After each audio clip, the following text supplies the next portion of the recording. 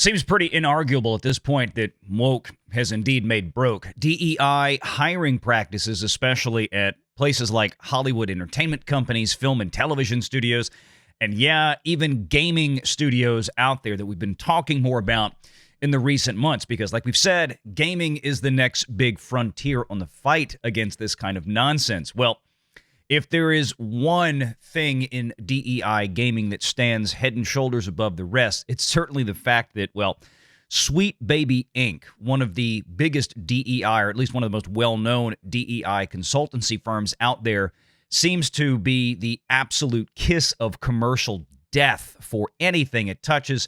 And yeah, there's another game out there that Sweet Baby Inc.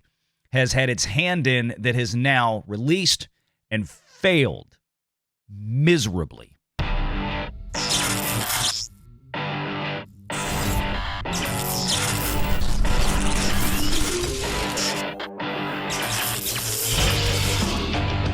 Renegade Online. But this is just another kind of thing we're talking about here. Another Sweet Baby failure. Another game that they worked on. Unknown 9, 169 peak concurrent players. And the female character in this is, we mentioned earlier in the show, this is the voice actress for this is the woman that plays Yennefer from The Witcher. She's in my opinion, I think she's very attractive. She's pretty hot in The Witcher. I mean, after they took the makeup off and she didn't have the screwed up face anymore and she became like the regular person, she's a very attractive actress. But they kind of did the same thing here again with the chin, give it a more masculine jawline. Anyway, we have another Sweet Baby failure. And of course, recently, Sweet Baby Inc. has been gutting their website, hiding a lot of things, hiding the studios that they work with, hiding the games that they work on, because they are absolutely toxic. And this is just some of the things that cannot be bailed out at this point. Gamers have become incredibly sensitive to the woke culture in gaming, and they're fed up with it. Again, if this stuff was so popular, then why doesn't it show up in sales? Why doesn't it show up in the numbers? Why doesn't it show up, frankly, more favorably in politics? It doesn't, because it isn't popular. It isn't well-loved. And trying to force audiences into something that they don't want, don't care for, but you're going to stick it in their face anyway. Just like the chick playing Elphaba in Wicked, who I'm going to look at you in the camera lens right in your face. Okay, well, we didn't want it. Didn't want it. You can say that all you want, but people aren't paying for that. This is the same scenario. This is the same mindset, the same mentality. And even here, the gameplay is worse than Concord, for God's sake, which was a $400 million disaster for Sony. I don't think we know exactly what the budget was yet for this game, but I have to presume that we're probably in the $100+ million range easily. But as it stands now, you have to wonder how much longer Kim Belair and Sweet Baby can really hang on without going underground almost completely, because there's no way they can keep showing their face and publishing their name in connection with games they work on and expect these games to be well received. People just don't trust them. They have no reason to trust them, especially considering the games they've worked on in the past, especially considering some of the very threatening, almost, I would say, terrorist-like comments by the CEO, Kim Belair, about essentially taking hostage people in the video game industry who don't want to go along with their consultancy, running a shakedown scam. This is basically what you have here when we talk about DEI and the woke mafia. They're literally a mafia. This is what they're running, a protection racket. Sweet Baby Inc. and the very people like this, Black Girl Gamers and all the rest of these people who go out there and they want to hold big gaming companies hostage. Hey, look, you need to hire us so that we can protect you from being called a racist or a sexist or a transphobe or whatever else. But here's the thing. If you don't hire us, we're going to make sure that you are called that. How is this not the mafia? It is. It's basically an illegal protection racket scam. That's what this is.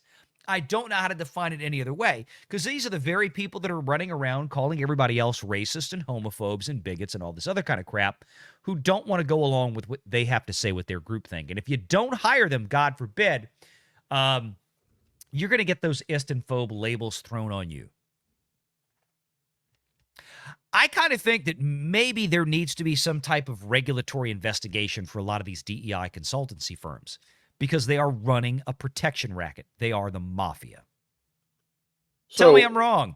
So the consultation groups came in following 2020, and they took advantage of the political, social atmosphere of the time. They took advantage of the George Floyd and the Black Lives Matter crap, right, and all that stuff. So the reason that this is all happening now is because it takes 4 to 5 years for some of these games to be developed.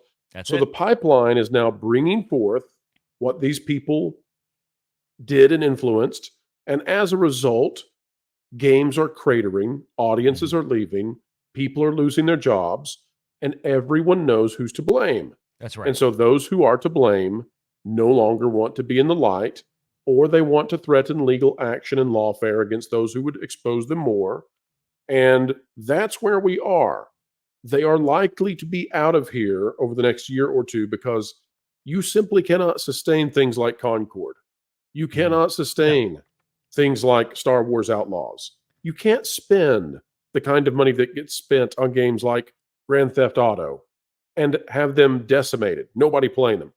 The gaming industry is something like 13 times the economic impact as the film industry. Yeah, it's huge. That it can't be sacrificed in the same way that film almost killed itself for 6 or 7 years. Still might go down that road, and we'll see. Good. It doesn't have the turnaround time that film does either. That's the other problem, though. Yeah. Right. We're going to be stuck in this for 3 years. But I think they're rapidly going to try to clean this up as best they can. They're just going to struggle greatly. The funniest part of this is how many people got this game for free because they bought a new CPU or GPU that came with the game. I got this game for free. I gave it a try, and it sent me an email about this being included, what I got for free alongside Space Marine 2. Didn't even know this game was a thing, and honestly, it should have stayed that way. The faces are clunky. The enemies just stiff up and fall like figurines when defeated. Ran okay during transitions. Game almost blew itself up. Honestly, the game feels and looks like it's mid-development with no polish. Here's the deal, and this is what we keep talking about. This is where the DEI stuff really fails. It's not in the storyline of the game. As bad as Sweet Baby is, as horrible and as potentially criminal an individual as Kim Belair is, with her threats, make them feel threatened and all this kind of stuff. This is the get in their face crowd. Basically shake them down and force them to hand you money or promise them that they will be injured economically in some way. This is what Sweet Baby is, okay? But what's amazing to me is that's not even the worst part of DEI, as bad as that is. The worst part of DEI is the actual game developers that they hire to populate these companies to write the code and build these games. This is why Star Wars Outlaws was not ready when it released. Technically was a failure. Assassin's Creed Shadows, again, technical failure. We're talking about multi-$100 million game investments, capital investments here. There's no reason for these things to be announced years in advance, developed 4, 5, 6, 7, 8 years in some cases at a time. Concord, 8 years, whatever the hell that was. And get to the point where you're releasing them and you have such simple technical failures and catastrophic problems with them that the game is laughable to play. That is an issue of you hired the wrong damn people to do the job. That's an issue of you failed as a manager and you failed as a company to hire the proper people to do a proper job. You didn't hire the best people. You didn't hire the most experienced people. Or, more likely, you hired a bunch of people that didn't deserve to be there, didn't know what they were doing, didn't have the experience to work on a game of that scale. This was their first time out. Because let's face it, a lot of these, hey, we're going to mentor you. You're right out of college or have no experience. Hey, we'll bring you in, especially if you fit a criteria of being black, trans, lesbian, female, whatever. We'll bring you in. We'll even promote you over people who have been here years before with more experience and put you in a position of authority to develop these games. Now these games are coming out, and they literally don't work. They don't work. You've got basic functions of the game that don't function. And what's even more hilarious is companies like Ubisoft right now who are telling us, and I mentioned this the other day, and I can't stress this enough. They are telling us right now that after 4 to 5 years of development with Star Wars Outlaws, with what should have been the best and the brightest game developers out there, right? We're working on a AAA, a quadruple A, or whatever the hell that is, Star Wars game. But it comes out, it's a technical failure. It's boring. It's stupid. The main character is uglied up, cheaped out, low rent, dime store, generic brand version of Han Solo when Disney paid $4 billion to get Han Solo in the first place. But on top of that, the game doesn't function correctly. And now Ubisoft is telling us, don't worry, we'll have the whole game fixed by Thanksgiving with the major update in November. How is it that you can fix the game that was broken within a 30 to 45 days after you released it? Why wasn't that done before? Something tells me again that Ubisoft didn't hire the same useless idiots that made the game in the first place that were unqualified to fix it. Because if you're telling me they spent 4 to 5 years developing this game and screwed it up, surely it's not the same people that within 30 days are going to fix all the problems of the game. There's no way. So this is the kind of thing that's where the DEI hiring practice is really a joke.